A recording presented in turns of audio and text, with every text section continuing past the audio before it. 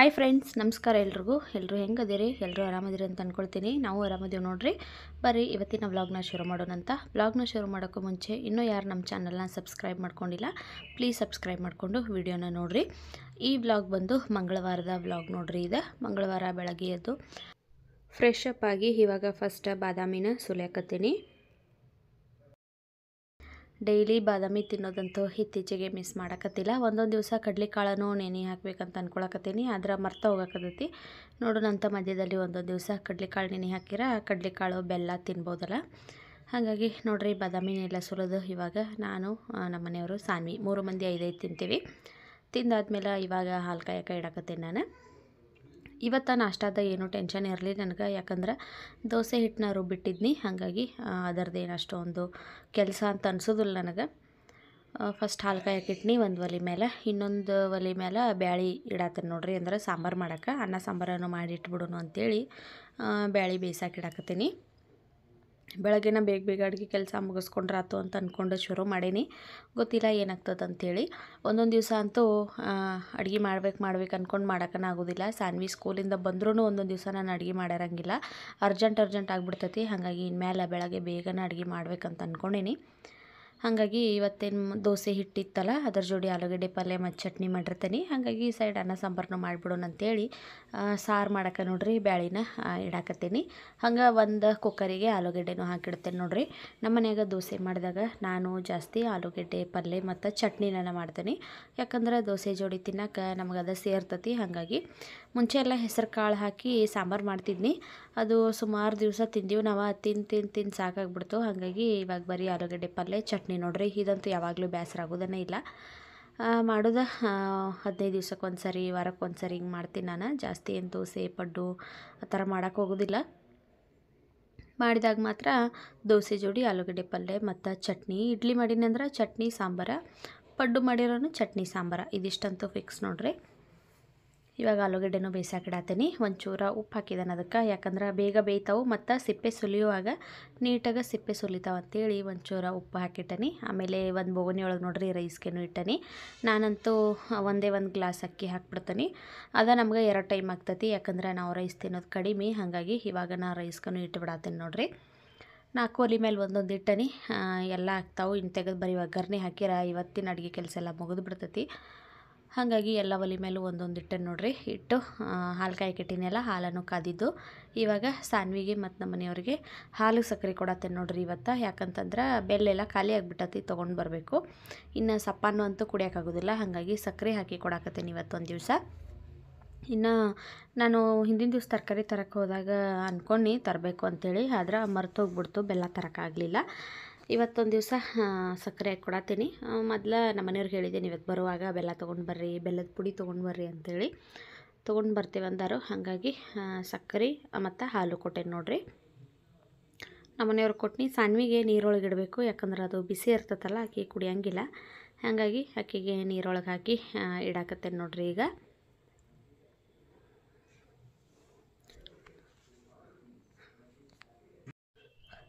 ಇನ್ನು ಹೋಗಿ ಬಾಗಿಲ ತೊಳಿಬೇಕು ನೋಡ್ರಿ. ಯಾಕಂದ್ರೆ ಇವತ್ತು ಸ್ವಲ್ಪ ಜಾಸ್ತಿ ಥಂಡಿತ್ತಂತೇಳಿ ಎದ್ಕೊಳ್ಳೆ ನಾನು ಒಳಗಡೆನ ಕೆಲಸ ಮಾಡಕತ್ತಿದ್ನಿ, ಬಾಗಿಲೆಲ್ಲ ತೊಳೆದಿರಲಿಲ್ಲ. ಇವಾಗ ಬಂದು ಬಾಗಿಲು ಕಸ ಎಲ್ಲ ಗುಡಿಸ್ಕೊಂಡು ಬಾಗಿಲನ್ನ ತೊಳ್ಯಾಕತ್ತೀನಿ. ಬೆಂಗಳೂರಾಗ ಮಳೆ ಸ್ಟಾರ್ಟ್ ಆಗಿಬಿಟ್ಟತಿ. ಹಾಗಾಗಿ ಸಿಕ್ಕಾಪಟ್ಟೆ ಥಂಡೈತೆ ನೋಡ್ರಿ. ಹೊರಗೆ ಹೋಗಿ ತಣ್ಣೀರು ಮುಟ್ಬೇಕಂತಂದ್ರೆ ಏನೋ ಒಂಥರ ಅನಿಸ್ತತಿ, ಅಷ್ಟು ಚಳಿ.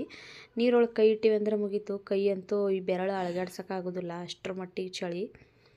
ಆದರೂ ನೋಡ್ರಿ ಡೈಲಿ ರೊಟೀನ್ ನಮ್ದು ಏನಿರ್ತೈತಲ್ಲ ಅದನ್ನಂತೂ ಮುಗಿಸ್ಲೇಬೇಕು. ಪಾತ್ರೆ ತೊಳೆಯೋದು, ಬಾಗಿಲ ತೊಳೆಯೋದು ಎಲ್ಲ ಮಾಡಲೇಬೇಕು. ಹಾಗಾಗಿ ಸ್ವಲ್ಪ ಒಂಚೂರು ಲೇಟ್ ಆದಮೇಲೆ ಬಂದು ಇವಾಗ ಬಾಗಿಲನ್ನ ತೊಳ್ಯಾಕತ್ತೀನಿ. ಸಾನ್ವಿಗೆ ತಂಡೈತಿ, ಹೋಗಿ ಮಲ್ಕೊಳಮ್ಮ ಇನ್ನೊಂಚೂರು ಅಂತಂದ್ರೆ ನೋಡ್ರಿ ಆಕಿ ಮಲ್ಕೊಳತಾನೆ ಇರಲಿಲ್ಲ, ಬಂದು ಕುಂತ್ಬಿಟ್ಟಿದ್ಲಲ್ಲೇ.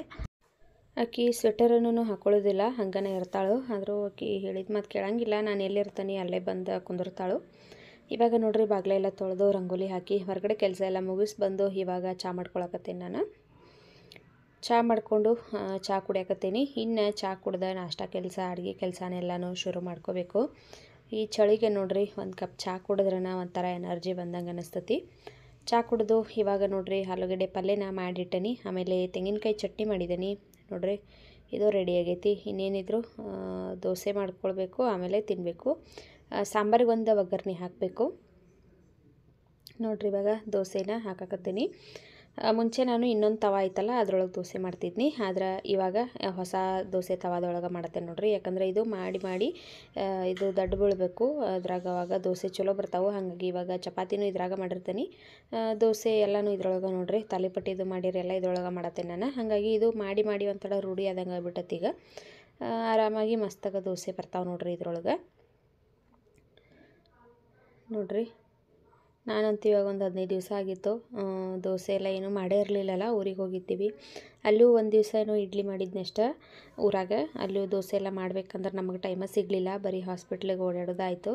ಹಾಗಾಗಿ ನಮ್ಮ ಸಾನ್ವಿ ಅಂತೂ ಕೇಳಕತ್ತಿದ್ಲು, ದೋಸೆ ಮಾಡಮ್ಮ ದೋಸೆ ಮಾಡು ಅಂಥೇಳಿ. ಅಕ್ಕಿ ಸಲುವಾಗಿನೇ ಇವತ್ತು ನೋಡಿರಿ ನಾನು ದೋಸೆ ಮಾಡಿದ್ದು. ನೋಡಿರಿ ಇವಾಗ ದೋಸೆ ಅಗದಿ ಮಸ್ತಾಗ ರೆಡಿ ಅದು. ನಮ್ಮ ಮನೆಯವ್ರಿಗೆ ನಾಷ್ಟ ಹಾಕಿ ಕೊಡಕತ್ತೀನಿ ಈಗ. ಆಲೂಗಡ್ಡೆ ಪಲ್ಯ, ಚಟ್ನಿ, ದೋಸೆ. ಸಾನ್ವಿಗನು ದೋಸೆ ಎಲ್ಲ ತಿನ್ನಿಸಿ ನಾನು ಸ್ಕೂಲಿಗೆ ಬಿಟ್ಟು ಬಂದೇನೆ, ಆಕಿನ ಆಲ್ರೆಡಿ ಹೋಗಿ.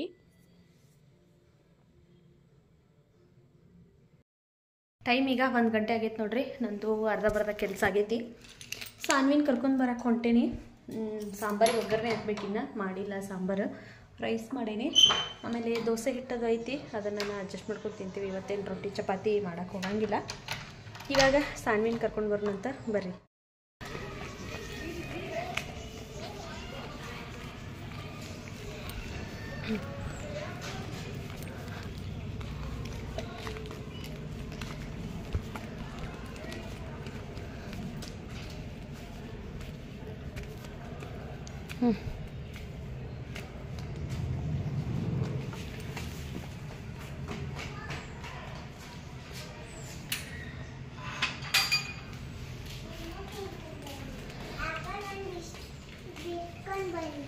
ಒದೆ ಕೊಡ್ತೀನಿ, ತಡಿ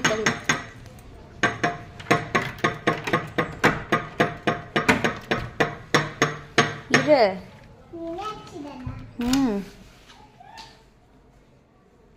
ನೀನು ಬರ್ತೀಯ ಅಂತ.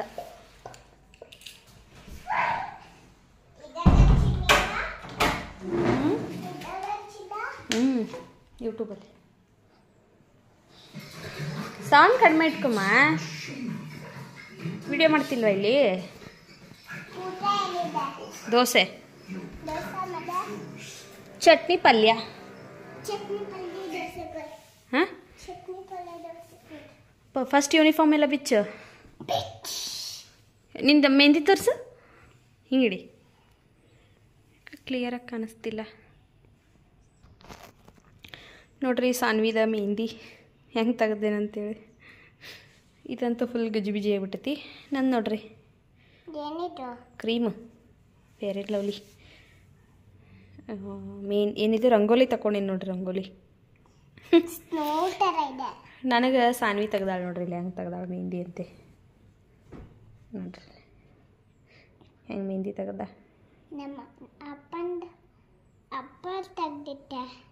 ನೀ ಸ್ವಲ್ಪ, ನಿಮ್ಮಪ್ಪ ಸ್ವಲ್ಪ. ಇಲ್ಲಿ ಬರ್ತೈತೆ.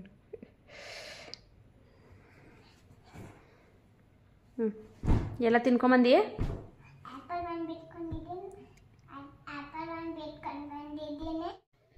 ಮಧ್ಯಾಹ್ನ ಅನ್ನ ಸಾಂಬಾರು ತಿನ್ನಂದ್ರೆ ಸಾನ್ವಿ ಮತ್ತು ನಾನು ದೋಸೆ ನನ್ನ ತಿಂತಾನಂದ್ಲು. ಹಾಗಾಗಿ ಆಕೆಗೆ ದೋಸೆ ಮತ್ತು ಚಟ್ನಿ ಕೊಡಕತ್ತೀನಿ. ಪಲ್ಯ ಬ್ಯಾಡ ಅಂದ್ಲು. ಒಂದು ದೋಸೆ ಹಾಕಿ ಕೊಡತ್ತೇನೆ ನೋಡ್ರಿ. ಆಕೆ ಟಿ ವಿ ನೋಡ್ಕೊತ ತಿಂತಾಳು.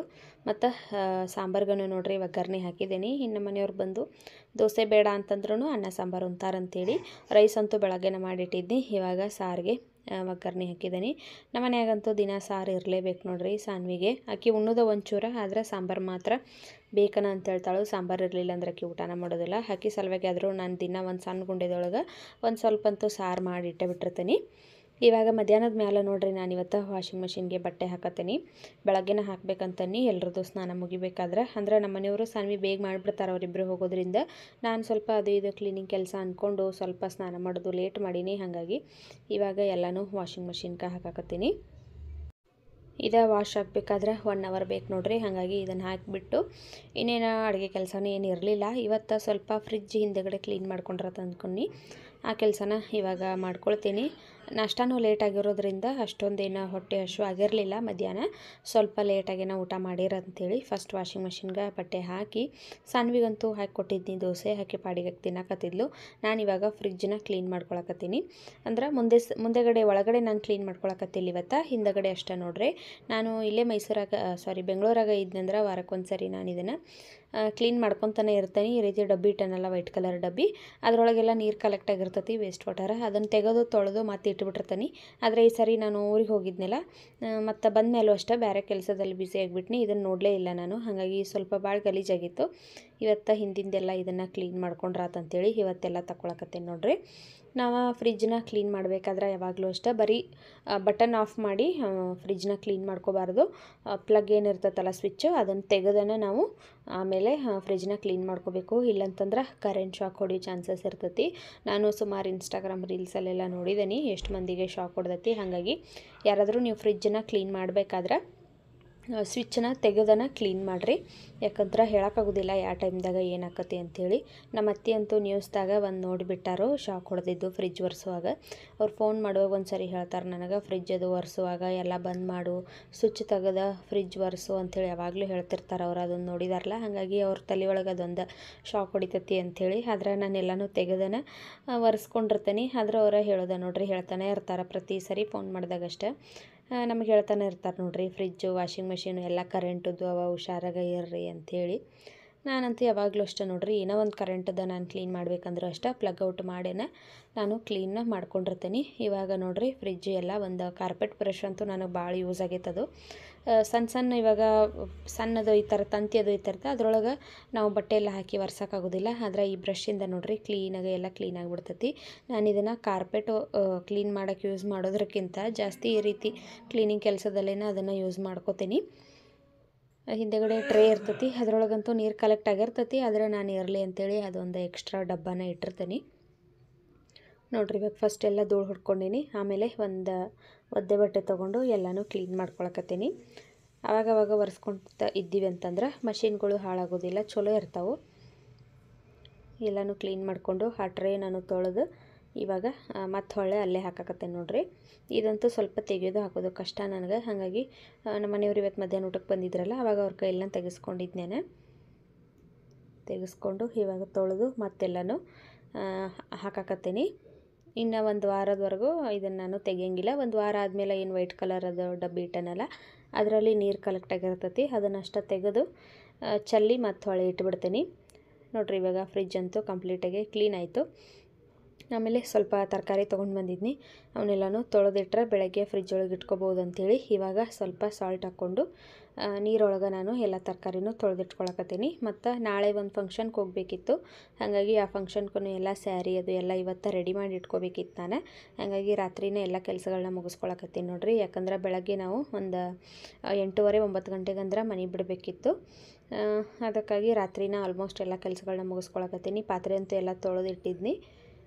ಬೆಳಗ್ಗೆ ನಾಷ್ಟ ಅಡುಗೆದು ಏನು ಕೆಲಸ ಇರೋಂಗಿಲ್ಲಲ್ಲ, ಅದಕ್ಕೆ ರಾತ್ರಿ ನಾನು ಎಲ್ಲ ಸಾನ್ವಿ ಆಟ ಸಾಮಾನು ಆಮೇಲೆ ಬೆಡ್ಡು ಇಂಥವೆಲ್ಲ ನಾನು ಕ್ಲೀನ್ ಮಾಡಿ ಮಲ್ಕೊಂಡೆಂದ್ರೆ ಬೆಳಗ್ಗೆ ಎದ್ದ ತಕ್ಷಣ ಡೈರೆಕ್ಟಾಗಿ ಕಸ ಅಷ್ಟೇ ಗುಡಿಸ್ಕೋಬೋದು ಅಂಥೇಳಿ ರಾತ್ರಿನ ತರಕಾರಿನೆಲ್ಲ ತೆಗೆದು ನೋಡ್ರಿ ತೊಳೆದು ಇಡಾಕತ್ತೀನಿ. ಬೆಳಗ್ಗೆ ಎದ್ದ ಫ್ರಿಜ್ ಒಳಗೆ ಜೋಡಿಸ್ಕೊತೀನಿ, ಡ್ರೈ ಆಗಿರ್ತದಲ್ಲ ಬೆಳಕಾಗುಡ್ಕ. ಹಾಗಾಗಿ